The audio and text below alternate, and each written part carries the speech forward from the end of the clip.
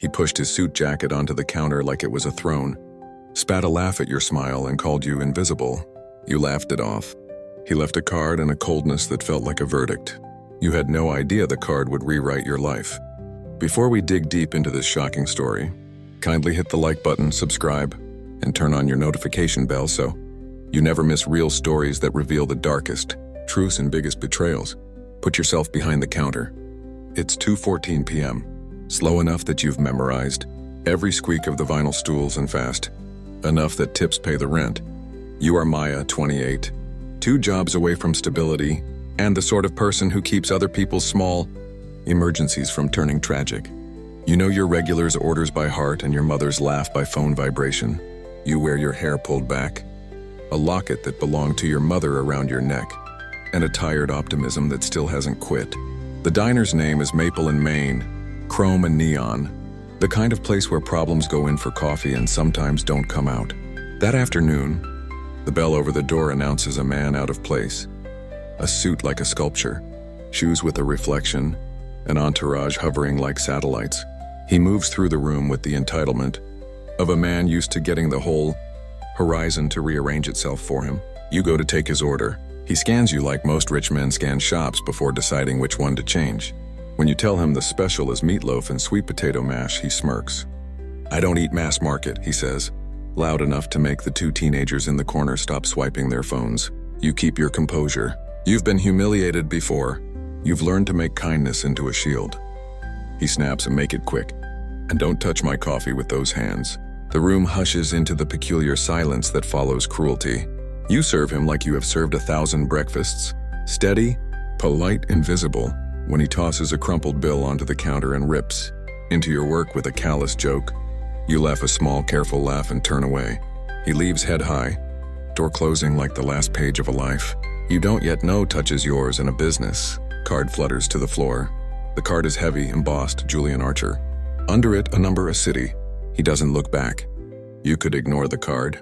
You could sweep it into the tip jar with last week's receipts. But another server, Zoe, slips her phone on the table and tells you to watch it. Someone uploaded the exchange. The billionaire's laugh.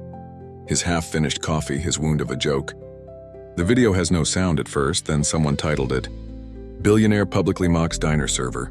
In 3 hours, it has 100,000 views. You wake to messages, strangers asking where you work, offers of support, a local columnist calling for your side. The video becomes an object that refuses to be ignored. In a small cafe in the middle of nowhere, the internet can behave like a legal system, swift, opinionated, and merciless. Julian Archer's PR team tries to bury it. His assistant sends an apology email that reads like a draft for a politician. He posts a mild charity photo that says nothing. But the card remains in your apron like a question mark.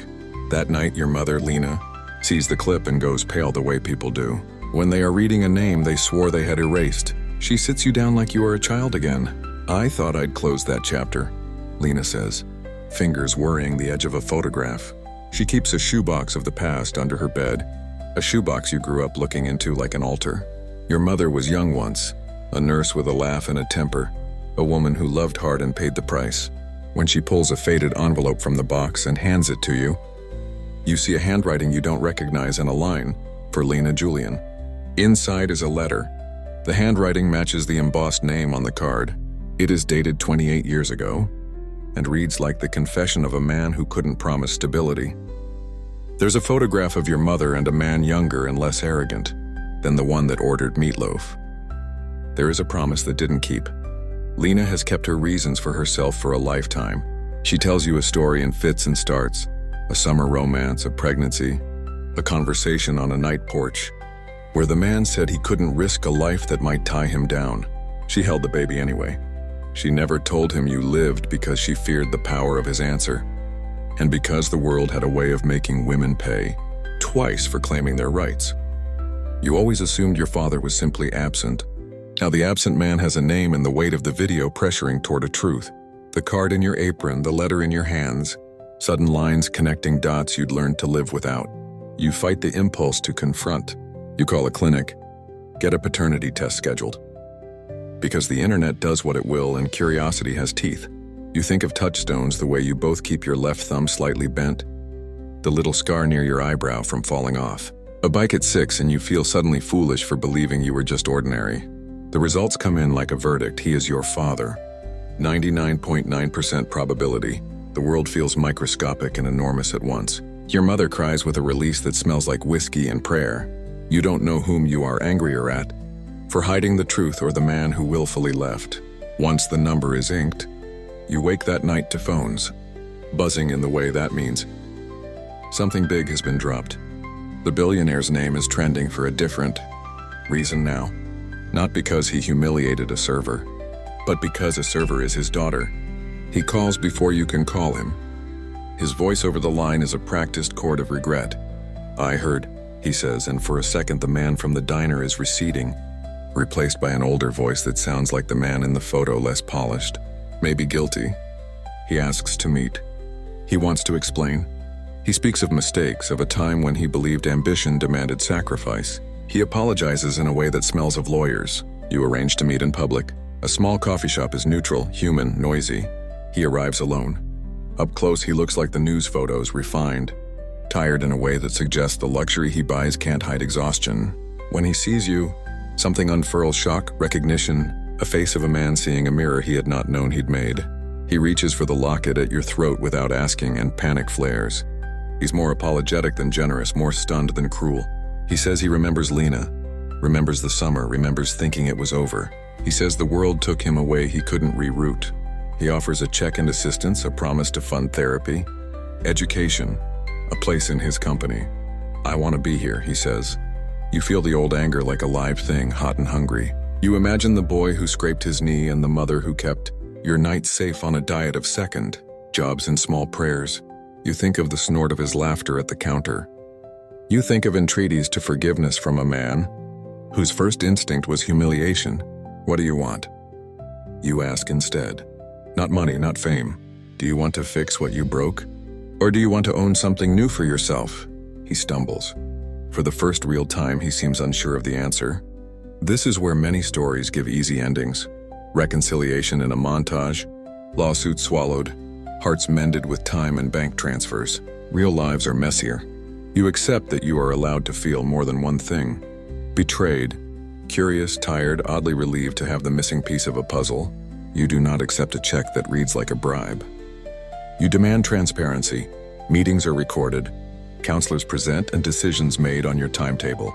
You will not be the headline. He spins into redemption nor the charity case he parades for PR. He shows up at the diner with flowers and a humility that must be learned, not purchased.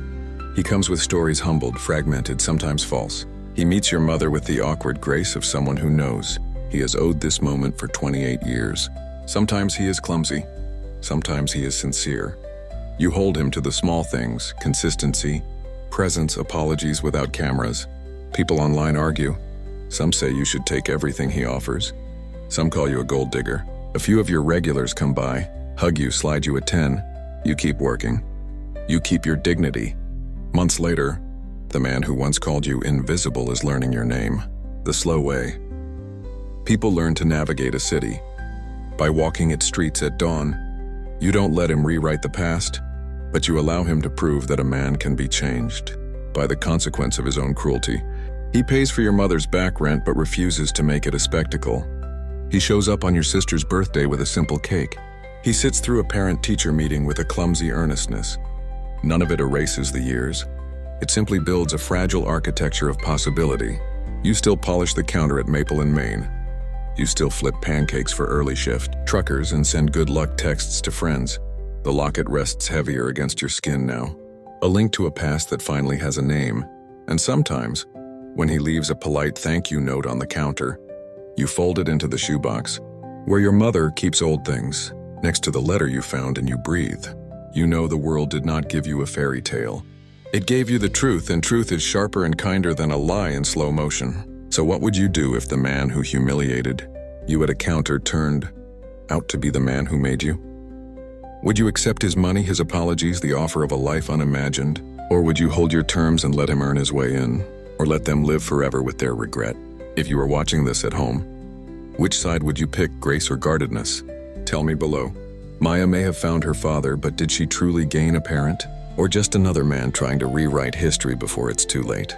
Before you go, don't forget to like, subscribe, and turn on your notification bell so you never miss real stories that reveal the darkest truths and biggest betrayals.